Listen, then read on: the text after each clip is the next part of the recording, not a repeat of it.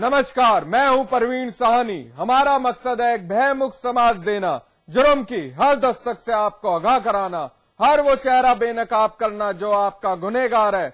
और आज हम एक बार फिर हाजिर हैं जुर्म की काली दुनिया के उन चेहरों का एनकाउंटर करने के लिए। देखते रहिए एनकाउंटर। दोहरे हत्याकांड की दस्तक से आजमगढ़ का एक इलाका थर्रा उठा। ससुर और गर्भवती बहू की धारदार हथियार से काटकर हत्या कर दी गई। डबल मर्डर की वजह साफ नहीं है। इलाके का हर शख्स हलकान है। पुलिस जांच की बात कह रही है, लेकिन वारदात के बाद कुछ सुलगते सवाल मुंह बाए खड़े हैं, जिनके जवाब पुलिस के लिए ढूंढना अब एक चुनौती है। इलाके में इकट्ठा भीड़, मातम से भरा मंजर, रोती बिलखती महिलाएं, बदहवास चेहरे, सुराग और सबूत खंगालते,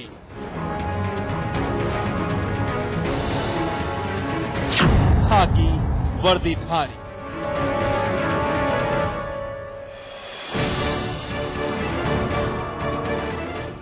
ये मंजर आजमगढ़ के थाना रानी की सराय इलाका कोलापट्टी गांव विशुनपुर का है।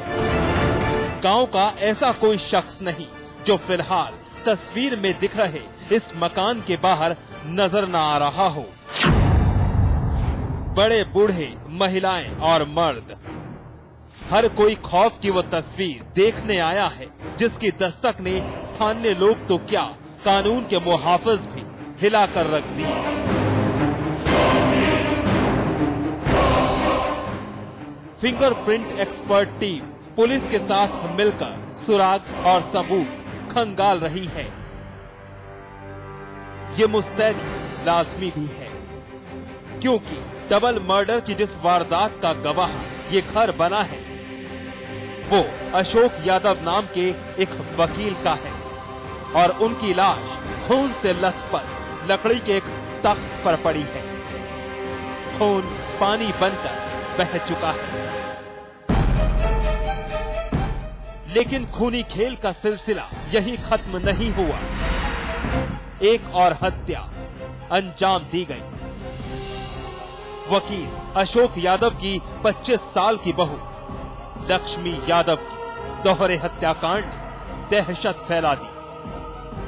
अशोक यादव है, इनकी उम्र 55 वर्ष है और उनकी पुत्रवधू, उनका मर्डर कर दिया गया है।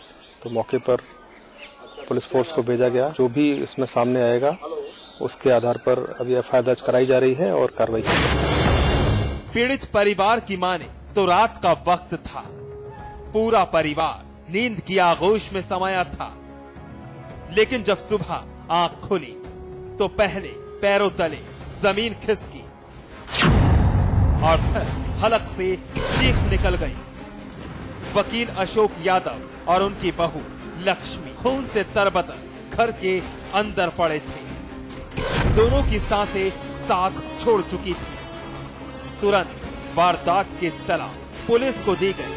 पुलिस ने भी बिना वक्त गवाए मौके पर हाजिरी लगाई। ससुर बहू के कत्ल की खबर इलाके में फैलती देर नहीं लगी और देखते ही देखते इलाकाई लोगों का हुजूम लग गया। लेकिन पीड़ित परिवार के सदस्य नहीं जानते कि आखिर कत्ल की वजह क्या हो सकती है और कातिल कौन है। ऐसा फोन गया बगल से, 2 लड़के किए हैं कि भैया भाग के आइए, यहाँ कुछ दिक्कत है, पापा की तबीयत बहुत ज्यादा खराब है। तो मैं सोचा कोई ब्लड प्रेशर या कुछ ऐसी दिक्कत हो गया आकस्मिक। यहाँ देखा तो कुछ और ही, सभी लोग खत्म, दोनों आदमी हो गए। क्या लग रहा है आपको, किसने लोगों की हत्या की होगी, क्या वजह थी? अब सर मुझे तो इसके बारे में कुछ नहीं पता, मैं कैसे क्या कहूँ। परिवार नहीं जानता आखिर क्या वजह रही दोहरे कत्ल के पीछे। लेकिन दूसरी तरफ लक्ष्मी का पति और वकील अशोक यादव का बेटा अतुल कुमार यादव वारदात के बाद लापता है। सवाल उठ रहे हैं कि कहीं कातिल अपना ही तो नहीं। अतुल कहाँ है? पुलिस ने कत्ल का केस दर्ज तफ्तीश तेज कर दी है, लेकिन परिवार पर आई इस अनहोनी से अशोक के बड़े बेटे सतीश और बेटी सिंधु गमगीन है। राजीव कुमार, आजमगढ़, समाचार प्लस।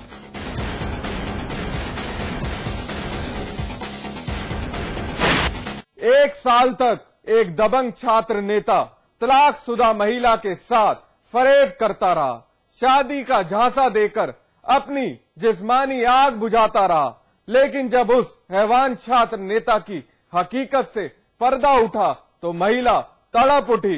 पुलिस के पास इंसाफ की उम्मीद के लिए पहुंची तो हमारे मित्र खाकी वर्दीधारी भी अपने फर्ज से बेईमानी कर बैठे। वो है एक छात्र नेता, उसकी बोलती है तूती। सूबे की सत्तारूढ़ सरकार में उसका रसूख है कायम, लेकिन इसी खुमारी ने उसे बना दिया एक फरेबी।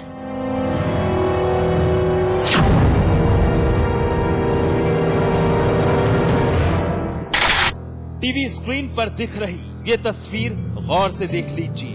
इस शख्स का नाम है विशाल यादव। बरेली के सिकलापुर का रहने वाला है, लेकिन इसकी एक और पहचान है, एक दबंग और रसूखदार छात्र नेता। बरेली की एमजेपी रुहेलखंड यूनिवर्सिटी के दबंग छात्र नेताओं में गिना जाने वाला एक नाम।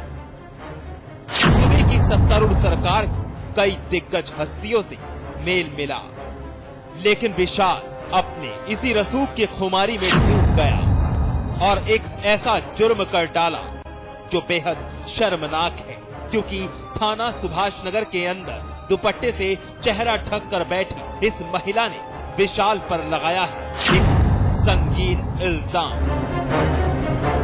महिला के मुताबिक विशाल 1 साल तक शादी का झांसा देकर इसके जिस्म से अपनी हवस की भूख मिटाता रहा, और जब महिला ने शादी का दबाव बनाया तो विशाल ने धुतकार दिया। मेरी शादी पहले सिकलापुर हुई थी, जहाँ से मेरा फाइनल खत्म हो गया। इनको सारी बातें पता थी क्योंकि ये मेरे पीछे ही घर के रहते थे, लेकिन तब मैंने जानती नहीं थी, तो इनको सारी बातें पता थी। उसके बावजूद इन्होंने मुझसे मतलब बातचीत बढ़ाना स्टार्ट की। वो मेरे साथ देते थे हर पल पे, तभी मैं इनसे दूर भागती थी, लेकिन ये बार बार यही कहते थे नहीं मैं कभी नहीं छोड़ूंगा, तुम मेरा भरोसा करो। फिर मेरी मम्मी से डायरेक्ट इन्होंने बात भी करी कि आंटी मैं कभी धोखा नहीं दूंगा और मैं सब जानता हूँ उसके बारे में, मुझे कोई एतराज नहीं उसकी पिछली लाइफ से। ये 1 साल से मेरे साथ रह रहे हैं और सबसे यही कहते हैं कि मेरी बीवी है। मतलब जहाँ मैं रहती हूँ वहाँ भी कहते थे कि हमने शादी कर ली है, और वहाँ पे किसी को एतराज ही नहीं था, क्योंकि ये सबसे यही कहते थे, रुकते भी थे, वहीं खाते थे, वहीं पीते थे। 1.25 साल तक यही करते अभी शादी कर लूंगा, 2 महीने सब्र कर ले, मेरी जॉब लग जाए, और अभी मेरी मम्मी एतराज करेंगी इसलिए मैं अलग रखूंगा। सुना कुछ एक तो पहले ही वक्त की सताई थी ये महिला, ऊपर से विशाल के फरेब ने तोड़ कर रख दिया, विश्वास छलनी छलनी कर दिया। 5 साल पहले पति से तलाक हुआ तो बच्चे भी थे। पहले पति से तलाक के बाद महिला बरेली के सिकलापुर इलाके में अपनी मां के साथ रहने लगी। पड़ोसी और छात्र नेता विशाल ने महिला की बेबसी का फायदा उठाया, मीठी मीठी बातों के जाल में फंसाया और फिर पति के तौर पर ही 1 साल तक महिला के साथ रहा, जिस्म से खिलवाड़ करता रहा, शादी का झांसा देता रहा। लेकिन इंतजार के इंतहा हो गई और विशाल की कहीं और शादी तय हुई तो महिला तड़प उठी।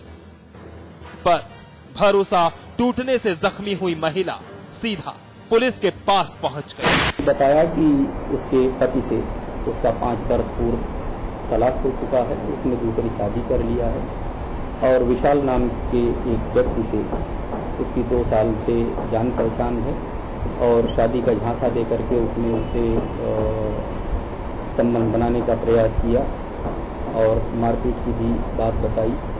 तो इस संबंध में संबंधित क्षेत्राधिकारी को जांच कर आवश्यक कार्यवाही हेतु निर्देशित कर दिया गया। महिला टूट चुकी है, इंसाफ चाहती है, विशाल के खिलाफ कार्रवाई चाहती है, लेकिन इसका कहना है कि लगातार धमकियां मिल रही हैं, क्योंकि विशाल एक रसूखदार और दबंग छात्र नेता जो है लेकिन अब जब उन्होंने एंगेजमेंट कर ली तो मैंने हंगामा किया, तो उस बात पे अब मुझे धमका रहे हैं कि अगर तूने आवाज उठाई या कुछ भी किया तो तुझे मरवा दूंगा, सिकलापुर कभी रहने नहीं दूंगा, या तो बरेली छोड़ के चली जा वरना तू आवाज बंद कर ले अपनी।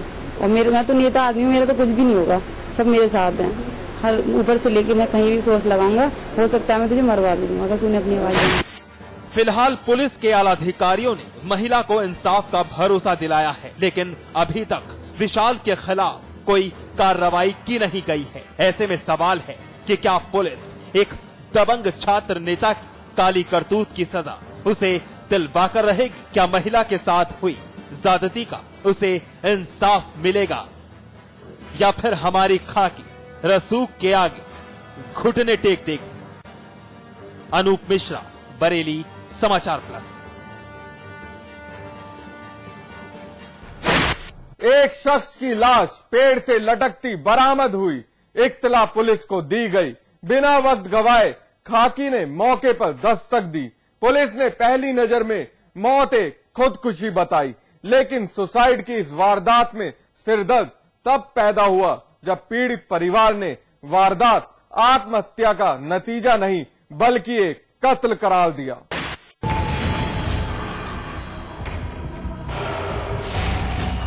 जमीन पर बैठा एक बुजुर्ग सर पर हाथ रखकर अपनी बेबसी बयां कर रहा है, तड़प रहा है, बेहद गमगीन है, दर्द के आंसू बयां नहीं कर सकता, बस उस पल को कोस रहा है जिस वक्त का निवाला घर का लाडला बना है।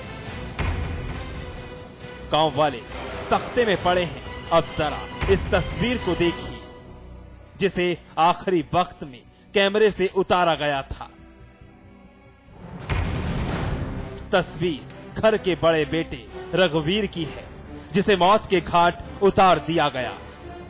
रघुवीर की मौत का जिम्मेदार गांव का दबंग नरेश है, जिसने जमीनी रंजिश में इस परिवार की खुशियां उजाड़ दी। रघुवीर की बेरहमी से हत्या करके गांव में एक पेड़ पर लटका दी। ये इल्जाम हमारा नहीं बल्कि रघुवीर के भाई खुद अपनी जुबानी बयां कर रहे हैं। सुनिए जरा। एक प्लॉट हमने प्रधान से 30,000 रुपए का लिया था 100 गज का, तो ये बोले प्रधान की रास्ता उधर से इधर से नहीं, इधर है रास्ता हमारा, अगर तुम प्लाट बनाओगे तो तुम्हें मार देंगे जान से, नहीं तो इसको छोड़ दो। दुश्मन दोनों चचा भतीजे इसके बन के इसको रात को दारू पिला के इसको मार दिया। सुबह 5:30 बजे सारे बंदे हम घर सो रहे थे, इसका मोबाइल दिया हमको घर ले जाके। चचा क्या कर रहे हो? मैंने क्यों, क्या बात है बताइए, क्या बात है नरेश बताओ? कि बात कुछ ना है, तुम्हारे भाई साहब मरे हुए खेत में पड़े हैं। वारदात रामपुर के थाना शाहबाद गांव टांडा में अंजाम दी गई। रघुवीर रामपुर का बाशिंदा था, खेतों में काम करके अपना गुजारा चलाता, घर वालों की परवाह करता, कभी किसी चीज की कमी नहीं होने देता। पाई पाई जोड़कर रघुवीर ने गांव में एक प्लॉट खरीदा था, लेकिन आने वाले खौफ की दस्तक से अनजान की मौत तो दबे पांव उसका पीछा कर रही थी। जिस प्लॉट की खुशी में परिवार झूम रहा था, वो जमीन का टुकड़ा परिवार की खुशी में जहर घोलने वाला था। गांव के दबंग नरेश ने खरीदे प्लॉट को वापस करने के लिए कहा, लेकिन रघुवीर को दबंग नरेश की बात नागवार गुजरी कि आखिर नरेश जमीन के लिए क्यों इतना छटपटा रहा था। और एक दिन नरेश ने साजिश के तहत पहले तो रघुवीर को शराब पिलाई और नशे में आने के बाद रघुवीर की हत्या कर दी। इसमें अभी पुलिस मौके पर पहुंच गई थी और उसने सारी कार्रवाई कर ली। पंचायतनामा भर के पोस्टमार्टम के लिए भेजा गया है। मृतक रघुवीर हैं, लगभग उम्र 40 से 45 वर्ष के बीच होगी, और पोस्टमार्टम के बाद ही से तय हो पाएगा कि ये हत्या है या आत्महत्या है, क्योंकि पेड़ से लटकी हुई लाश मिली है। प्रथम दृष्टया प्रतीत हो रहा है कि उसने आत्महत्या की है, लेकिन बाकी जानकारी जब पोस्टमार्टम रिपोर्ट आ जाएगी उसके आधार पर की जाएगी। परिजन तो अब आए हैं, उनका कहना है कि हत्या की गई है, लेकिन जब तक कि पुष्टिकारक साक्ष्य नहीं मिल जाते हैं पोस्टमार्टम से, तब तक इसमें कोई कह पाना संभव नहीं है। वारदात की खबर गांव में जंगल की आग की तरह फैल गई। फौरन पुलिस को इत्तला दी गई। पुलिस ने भी बिना वक्त गवाए मौका वारदात हाजिरी लगाई, शव को कब्जे में लेकर पोस्टमार्टम के लिए भेज दिया। फिलहाल पुलिस किसी ठोस नतीजे पर नहीं